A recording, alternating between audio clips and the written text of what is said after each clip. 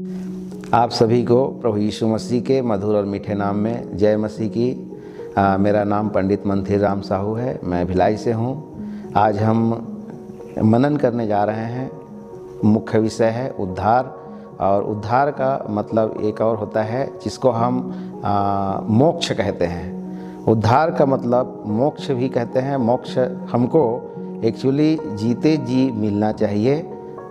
वैसे मरने के बाद लोगों में भ्रांतियाँ ये है कि मरने के बाद ही हमको उद्धार या मोक्ष की प्राप्ति होती है, लेकिन बाइबिल बताती है कि हमें उद्धार की आवश्यकता जीते जी है, न कि मरने के बाद। बल्कि जब हम उद्धार को जीते जी प्राप्त कर लेते हैं तो मरने के बाद भी हमारा पवित्र शास्त्र बाइबिल बताती है कि वो अनंत जीवन के भी हम भागीदार उसमें होते हैं। तो आइए इसमें हम बताते हैं कि 3 सवाल जो है मनन करने के लिए उद्धार के विषय में, सबसे मुख्य 3 सवालों के विषय में हम चर्चा करेंगे। पहला सवाल है कि मुझे उद्धार पाने की क्यों आवश्यकता है। मुझे उद्धार पाने की क्यों आवश्यकता है। दूसरा सवाल है मेरा उद्धार कौन कर सकता है। और तीसरा सवाल है उद्धार पाने के लिए मुझे क्या करना चाहिए। ये तीनों प्रश्नों के जवाब आइए हम एक वचन के माध्यम से देखेंगे। पवित्र शास्त्र में पहला तीमुथियुस, नया नियम में पहला तीमुथियुस 1:15 वचन में हम देखते हैं, यह एक विश्वसनीय और हर प्रकार से ग्रहण योग्य बात है कि मसीह यीशु संसार में पापियों का उद्धार करने आया। प्रभु यीशु मसीह हम सब के पापों के लिए इस धरती में हमारे उद्धार के लिए आया। हमारा पहला सवाल है कि मुझे उद्धार पाने की क्यों आवश्यकता है। तो हमें उद्धार पाने की आवश्यकता है। बाइबिल हमें सिखाती है कि उद्धार हर किसी मनुष्य के लिए बाध्य विषय है। हम सबको उद्धार पाना ही होगा, तभी हम अनंत जीवन की ओर जा सकते हैं। हम चाहे पापी हों या धर्मी हों, हमें व्यक्तिगत रूप से उद्धार पाने की आवश्यकता है। जैसे हम देखते हैं पवित्र शास्त्र के अनुसार प्रेरितों के काम 10 अध्याय में हम देखते हैं कुरनेलियुस के उदाहरण इसमें है। कुरनेलियुस के बारे में पवित्र शास्त्र में लिखा है, उसमें 6 गुण उसमें बताया गया है कुरनेलियुस के। प्रेरितों काम 10 अध्याय 2 पद से हम यहाँ पढ़ रहे हैं।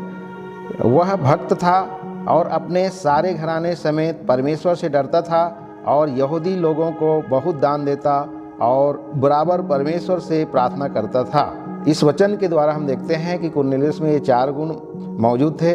वह एक अच्छा भक्त था और वह यहूदी लोगों को दान देता था और वह परमेश्वर से बराबर प्रार्थना करता था और वह अपने घराने समेत परमेश्वर का भय मानता था, परमेश्वर से डरता था। और इसी 10 अध्याय के 22 वचन में भी ये कहा गया है। उन्होंने कहा, कुरनेलियुस सूबेदार जो धर्मी और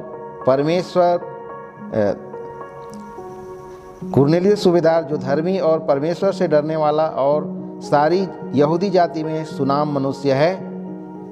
इसमें और पता चलता है कि वह धर्मी भी था और सुनाम था। सुनाम का मतलब है अच्छा काम करने वाला, उसका उत्तम आचरण, ये सब उनको सुनाम पदवी से सुशोभित करता है। सुनाम का मतलब है कि अच्छा काम करने वाला, उत्तम कार्य करने वाला। तो इस तरह से कुरनेलियुस का 6 गुण यहाँ पर हमको पता चलता है। फिर भी उसको उद्धार की आवश्यकता थी। इतने गुण होने पर भी परमेश्वर के स्वर्गदूत उसके पास गए और उसको कहा गया कि पतरस जो पतरस कहलाता है, वो याफा में समुद्र किनारे ठहरा हुआ है और उसको तू बुला के ला। वह तुमसे ऐसी बातें कहेगा कि तू और तेरा घराना उद्धार पाएगा। तो बिल्कुल इसको उद्धार की ज़रूरत थी। इन 6 गुणों के बावजूद भी मनुष्य का उद्धार नहीं हो सकता। उसको उद्धार के लिए एक उद्धारकर्ता की ज़रूरत होगी। प्रेरितों के काम 10:43 में हम देखते हैं कि पतरस वहाँ पर प्रचार करता है और 10:43 पद में ये कहता है, उसकी सब भविष्यवक्ता गवाही देते हैं कि जो कोई उस पर विश्वास करेगा उसको उसके नाम के द्वारा पापों की क्षमा होगी। यहाँ पर विश्वास करने की वाली बात कहा है। प्रभु यीशु मसीह से जो विश्वास करेगा वही उद्धार पाएगा और उनके पापों की क्षमा होगी। इस तरह से हम देखते हैं कि कुरनेलियुस को भी मतलब उद्धार की आवश्यकता है, और ये बाइबल बताती है रोमियो 3:23 में कि कोई भी धर्मी नहीं, एक भी नहीं, और हम सब पापी हैं। हमें पापों की क्षमा के लिए एक उद्धारकर्ता की आवश्यकता है। इसलिए हमारे पहले सवाल का जवाब है कि हम सभी पापी हैं और हम सबको एक उद्धारकर्ता की आवश्यकता है। उसी तरह से दूसरी सवाल है, मेरा उद्धार कौन कर सकता है? मेरा उद्धार कौन कर सकता है? कौन मुझे बचा सकता है? वचन 1 तीमुथियुस वचन 1:15 के अनुसार यह एक विश्वसनीय और हर प्रकार से ग्रहण योग्य बात है कि मसीह यीशु संसार में पापियों का उद्धार करने आया। यानी कौन मुझे बचा सकता है? उसका जवाब है यीशु मसीह। बहुत से लोग सवाल करते, हम लोग सुनते हैं कि आज बहुत सारे देवी देवता हैं, लेकिन क्या हमारा वो उद्धार नहीं कर सकता? इसके जवाब में मैं यही कहना चाहूँगा कि प्रेरितों 4:12 में साफ साफ कहा है, किसी दूसरे के द्वारा उद्धार नहीं, क्योंकि स्वर्ग के नीचे और मनुष्यों के बीच में ऐसा कोई नाम नहीं दिया गया है जिसके द्वारा हम उद्धार पा सकें। यानी उद्धार करता एक ही है जिसका नाम यीशु मसीह है। ये वचन साफ सिद्ध करती है कि हम चाहे कुछ भी कर लें, कई प्रकार के हम किसी अन्य लोगों के शरण में जाएं, लेकिन प्रभु यीशु के पास आने से ही उद्धार मिलेगा, क्योंकि प्रभु यीशु ने साफ साफ कहा है, मार्ग और सत्य और जीवन मैं ही हूँ, बिना मेरे द्वारा कोई पिता के पास नहीं पहुँच सकता। शायद इस वचन के द्वारा कई लोग को ठोकर लग सकती है कि यीशु मसीह ही उद्धार करता है, यीशु ही उद्धार करता है। ये हम 4 सवालों के द्वारा स्थापित करके हम आपको बता सकते हैं। दुनिया के इतिहास में ऐसा कोई नहीं जो बिना पाप के पैदा हुआ हो। यीशु मसीह कुंवारी गर्भ से जन्म लिया है, ये पवित्र शास्त्र हमें बताती है। दूसरी सवाल है कि दुनिया के इतिहास में मनुष्य के पापों को अपने शरीर में लेकर मनुष्य के लिए कुर्बान किया ऐसा कोई नहीं है। सिर्फ और सिर्फ यीशु मसीह हमारे पापों के लिए कुर्बान किया है। तीसरा सवाल है, इस संसार में चाहे बड़े बड़े लोग हों, वो सभी मर गए हैं, लेकिन सभी के आज कब्र हमको देखने में मिलता है। हम दिल्ली अगर जाते हैं तो वहाँ राजघाट में महात्मा गांधी जी की समाधि है, वीरभूमि में राजीव गांधी जी की समाधि है, शक्ति स्थल में इंदिरा गांधी जी की समाधि है, झांसी की रानी की समाधि हमको झांसी में मिलती है। लेकिन एक ऐसी समाधि है जो आज भी खाली है, और वो सिर्फ यीशु मसीह का कब्र है, और आज भी वहाँ पर लिखा है कि वो यहाँ नहीं है।